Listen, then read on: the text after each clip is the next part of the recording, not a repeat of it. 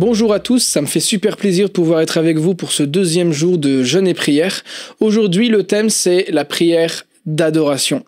Et pour ce faire, on va aller dans Actes 16, verset 25. On lit ceci. Vers le milieu de la nuit, Paul et Silas priaient et chantaient les louanges de Dieu, et les prisonniers les entendaient.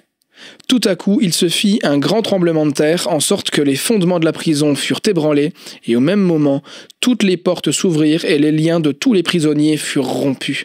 On assiste à un moment de dingue parce qu'il y a Paul et Silas qui, après avoir prêché la parole, sont fait emprisonner.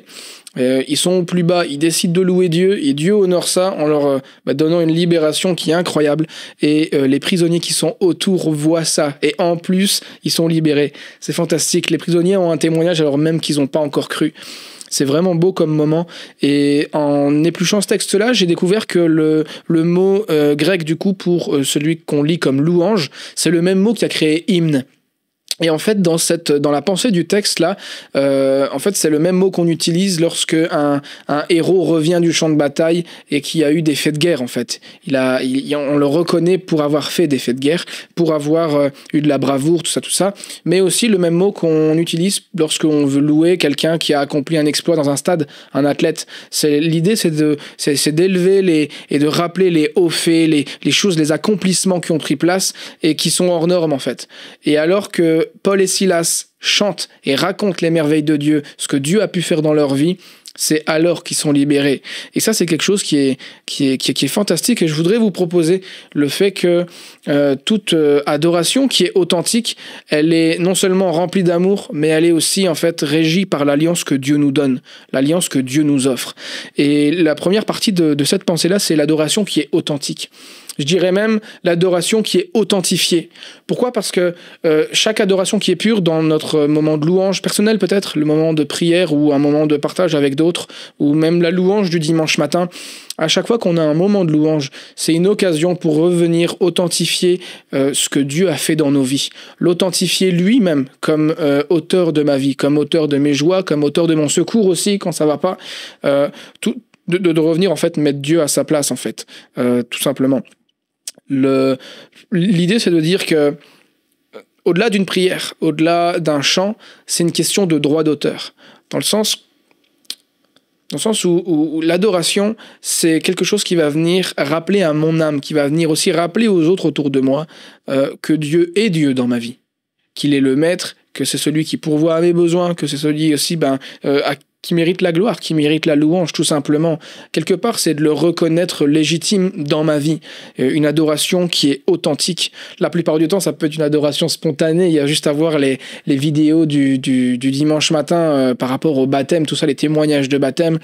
Ou même dans la vie en général. On a eu un nouveau job, on a une réconciliation dans la famille peut-être, on a une provision financière qui vient de nulle part alors qu'on en avait besoin, merci Seigneur. Enfin, tous ces trucs-là, dans la vie en général, par rapport à la santé aussi peut-être, une adoration qui est authentique, de rappeler et de se rappeler et de se remémorer que Dieu est à l'œuvre dans ces domaines-là.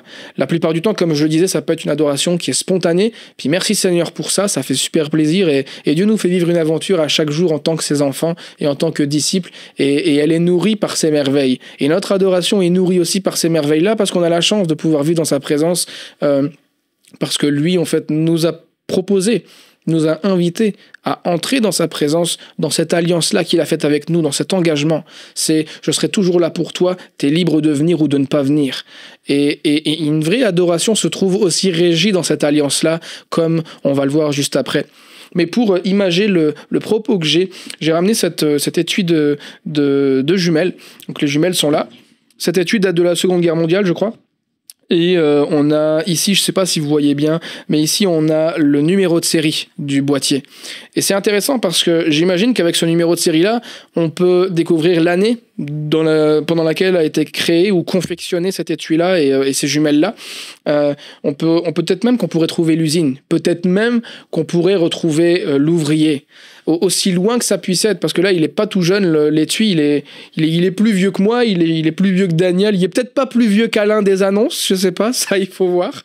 Bref, vous avez compris, grâce à ce numéro de série-là, on peut retracer l'historique et savoir d'où vient exactement ces jumelles. Mais c'est pareil pour ma vie. Je voudrais que autour de moi, les gens, ma famille, mes amis, mes collègues, mais aussi que ma vie de prière puisse refléter le fait que Dieu est à l'œuvre depuis le départ dans ma vie. Qu'on puisse retracer comme ça et se rendre compte que Dieu est partout. Dieu est partout et que ma vie est une prière d'adoration à elle toute seule. Et l'idée, en fait, c'est tout simplement de rendre évident l'action de Dieu dans ma vie.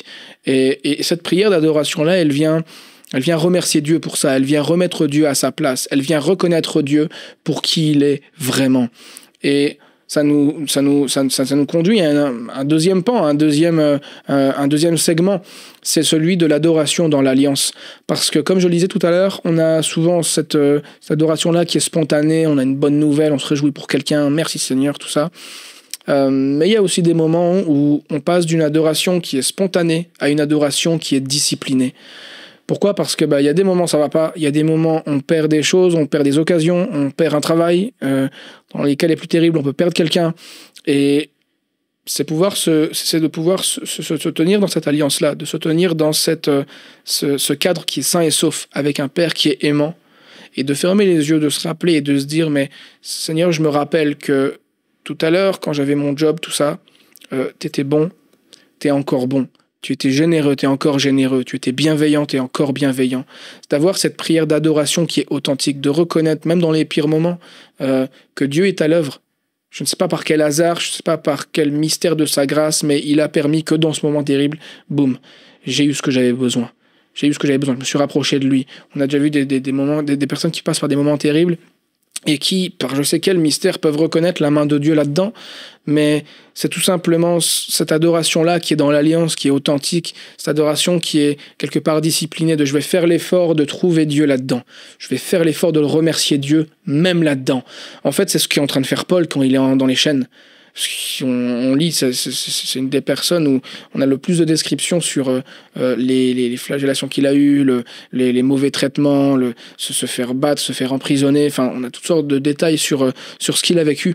Et Paul a choisi de pouvoir complètement s'oublier pour pouvoir remercier Dieu. Et c'est là-dedans que Dieu l'a béni. Il y a des moments, c'est pas aussi rapide qu'avec Paul. Il y a des moments, c'est plus long. Il y a des moments, c'est tout simplement moins spectaculaire. Mais Dieu est là et il travaille avec son esprit là-dedans, dans cette alliance-là, dans laquelle il nous a invités, dans les moments qui sont extraordinaires, comme dans les moments qui sont les plus terribles.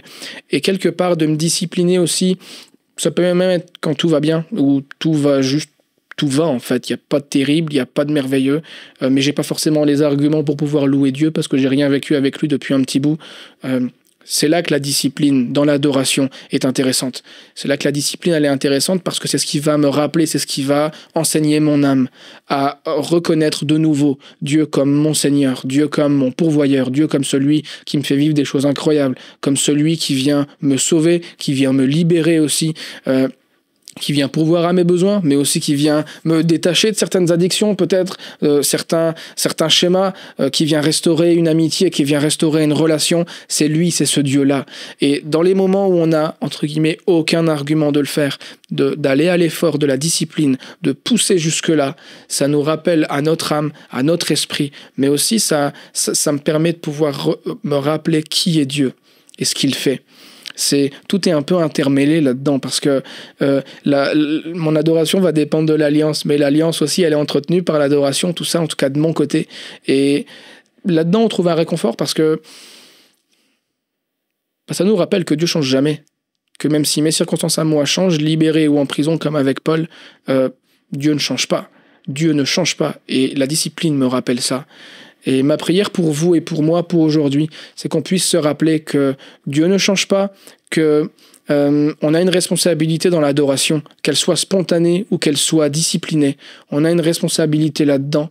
Et j'aime à croire, et on l'a vu dans, par exemple, tous les témoignages de baptême, que lorsqu'un cœur s'ouvre à Dieu, alors que lui nous propose cette alliance-là, alors que ce même cœur s'ouvre à Dieu, le Saint-Esprit entre et il fait un travail incroyable. Et peu importe ce qu'on vit, que ce soit fantastique, ça nous permet de garder les pieds sur terre avec des yeux fixés sur Jésus. Et quand c'est terrible, ça nous permet d'avoir les yeux fixés sur Jésus.